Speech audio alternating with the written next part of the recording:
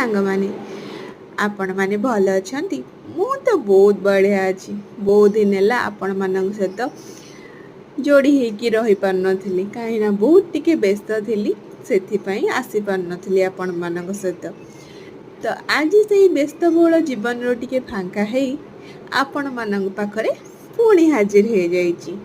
तो जो भलिया गरम होउची खरा जो भलिया होउची ता संगे गरम भात खाइबा को जमा भी इच्छा होनी। तो मु भाबिली आज टिके पखाड़ भात खाइबी से पुणी बासी पखाड़ आ पखाड़ भात सहित टिके दला दली पाग न कले कौन भल लागिवो।